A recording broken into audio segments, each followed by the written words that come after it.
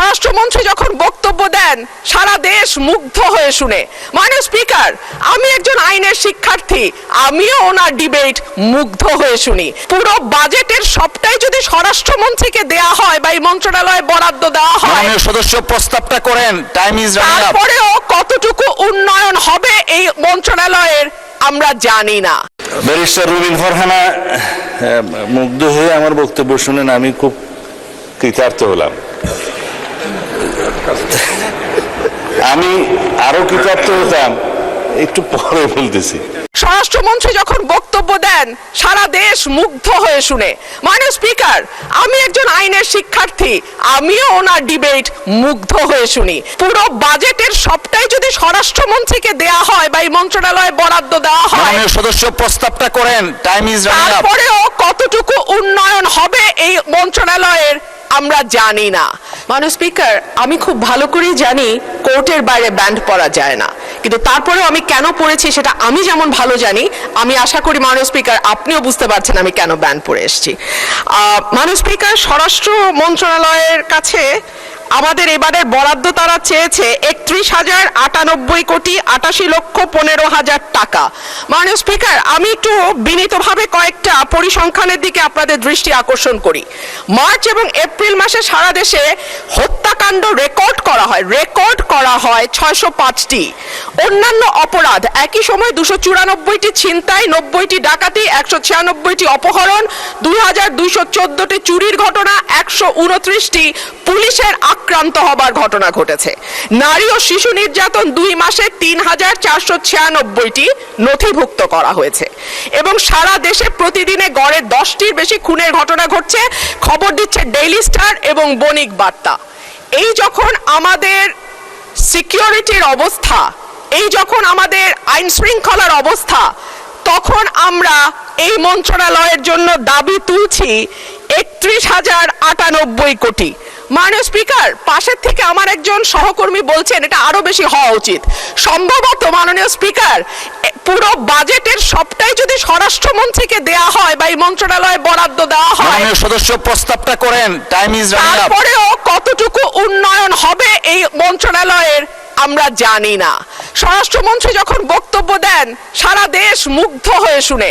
মাননীয় স্পিকার, আমি একজন আইনের শিক্ষার্থী, আমিও ওনার ডিবেট মুগ্ধ হয়ে শুনি, কিন্তু ওনার এই মুগ্ধতা যদি উনি ওনার মন্ত্রণালয়ে ছড়িয়ে দিতে পারতেন এবং তার মন্ত্রণালয়ের কাজের মাধ্যমে, তাহলে আর এটি ছাঁটাই করে 1 টাকা করার প্রস্তাব আমি রাখতাম না। আমরা যদি বিটিভির মতন একটা একেবারে কি বলবো, যে এখান থেকে কোনো লাভ হয় না এরকম একটি খাতের বরাদ্দের দিকে তাকাই, সেটাও দেখব বিচার বিভাগের বরাদ্দের চেয়ে কয়েক গুণ বেশি। বিচার বিভাগের জন্য বরাদ্দ ছিল ২,০১৫ কোটি টাকা, যেটি জিডিপির 0.03% কাছাকাছি।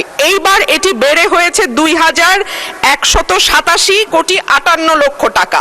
মাননীয় স্পিকার, এটাও জিডিপির 0.03% মতো, এর বেশি নয়। অথচ আমরা যদি বিটিভির মতন একটা একেবারে কি বলবো, যে এখান থেকে কোনো লাভ হয় না এরকম একটি খাতের বরাদ্দের দিকে তাকাই, সেটাও দেখব বিচার বিভাগের বরাদ্দের চেয়ে কয়েক গুণ বেশি।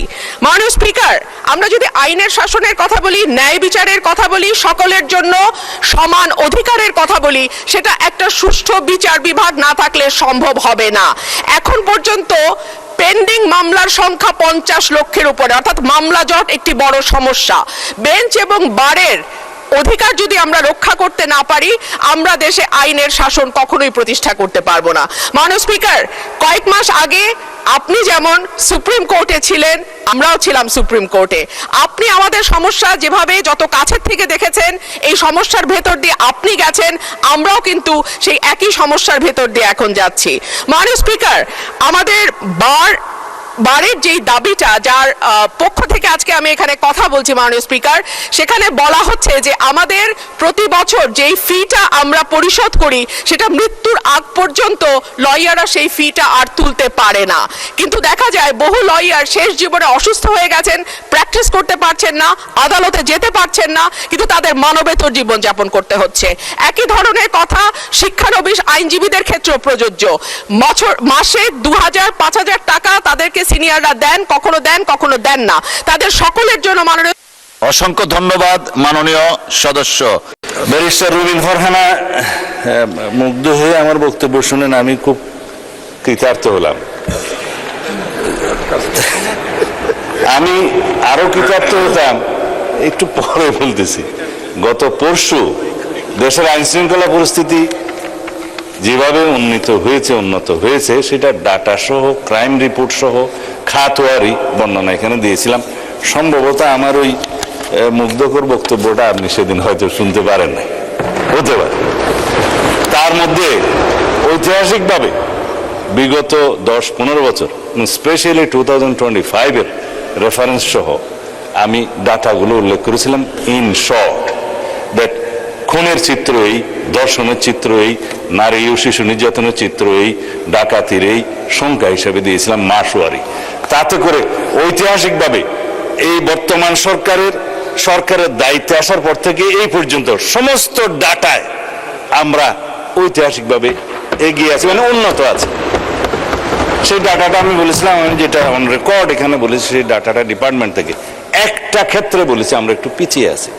সেটা হলো এই যে দর্শনের কেস রেকর্ডের ক্ষেত্রে আমরা একটু বেশি দর্শনের চিত্রটা পেয়েছি। তার একটা কারণ আছে, আগে ধর্ষিতারা রেকর্ড করতে যেত না থানায়, বা পারত না, সামাজিক বা রাজনৈতিক বিভিন্ন হস্তক্ষেপের কারণে। এখন থানায় গেলেই অথবা অনলাইনে তারা জিডি সহ অন্যান্য কিছু দায়ের করতে পারে, এফআইআর দাখিল করতে পারে। এখানে কোনো ইন্টারফিয়ারেন্স নাই, যার কারণে নাম্বারটা একটু ইনক্রিজ হয়েছে। তবে সুখের কথা হলো ধর্ষণ যেখানেই হোক, শিশু হোক, নারী হোক, যে অবস্থাতে হোক, আমরা তাৎক্ষণিকভাবে সেটা পুলিশ ডিপার্টমেন্ট অ্যারেস্ট সহ চার্জশিট প্রদানের জন্য এবং মামলায় সহযোগিতা করার জন্য সাক্ষী উপস্থাপন সহ ট্রায়ালের সমস্ত ক্ষেত্রে একটা বৈপ্লবিক পরিবর্তন দেখতে পেয়েছি। যার জন্য রামিসা হত্যার বিচার হয়েছে 15 থেকে 17 দিনের মধ্যে। মাননীয় বিরোধী দলীয় নেতা দাবি করেছিলেন 15 দিনের মধ্যে বিচার করতে হবে, 17 দিনে বিচার হয়েছে। এটা বাংলাদেশের রেকর্ড। আমরা তনু হত্যার আসামিকে দীর্ঘ 15-17 বছরে যে রেকর্ড নাই, সেই রেকর্ড ভঙ্গ করে আমরা তনু হত্যার আসামি ডিএনএ রিপোর্টের উপর ভিত্তিতে আমরা অ্যারেস্ট করতে সক্ষম হয়েছে মাননীয় স্পিকার। বাকিগুলো আইন শৃঙ্খলা পরিস্থিতি উন্নয়নের ক্ষেত্রে বলতে চাই, চট্টগ্রামের বাকুলিয়া একটা শিশু ধর্ষণের প্রচেষ্টা হয়েছিল, সেটা তাৎক্ষণিকভাবে অ্যারেস্ট হয়েছে এবং সেটাও মামলা চার্জশিট দাখিল করা হয়েছে সম্ভব। এইভাবে সমস্ত জায়গায় আমি আরেকটা বিষয় উল্লেখ করবো না, যেহেতু আমাদের অ্যাটমসফিয়ারটা খুব ভালো আছে। দলমত নির্বিশেষে দলীয় পরিচয়ের ভিত্তিতে এখানে কোনো পুলিশ কোনো অ্যারেস্ট গ্রেপ্তার করা হয় না, করছে না। অপরাধীকে অপরাধী হিসেবে ট্রিট করছে। সেটা বিরোধী দলীয় পক্ষ থেকে আমরা পেয়েছি। যদি তাদেরও কোনো নেতা কর্মী বিভিন্ন অপরাধে জড়িত হয়, তারা সাথে সাথে ডিসিপ্লিনারি অ্যাকশন নিচ্ছে, সেটা অ্যাপ্রিসিয়েট করি, ধন্যবাদ। আমরাও সেই একইভাবে আইন শৃঙ্খলা পরিস্থিতি উন্নয়নের জন্য কোনো রাজনৈতিক পরিচয়কে আমরা কখনো প্রাধান্য দেব না। সুতরাং এই একটা ক্ষেত্র ব্যতীত বাকি সমস্ত ক্ষেত্রে আমরা বৈপ্লবিক পরিবর্তন না আনলেও দৃশ্যমান পরিবর্তন আনতে সক্ষম হয়েছে। মাননীয় স্পিকার, আইন শৃঙ্খলা পরিস্থিতি উন্নয়নের জন্য যেটা আমরা 2টা আইন এনেছি, যেটা মাদকের ভয়াল থাবা থেকে আমাদের এই জাতিকে রক্ষা করতে হবে, জুয়ার ও প্রতিরোধ গতি থেকে এই জাতিকে থামাতে হবে, আমাদের যুব সমাজকে রক্ষা করতে হবে। সেই জন্য আমরা মাদকদ্রব্য নিয়ন্ত্রণ অধিদপ্তরকে একটা স্বয়ং সম্পূর্ণ ডিপার্টমেন্ট হিসেবে আমরা পরিচালনা করার সিদ্ধান্ত নিয়েছি।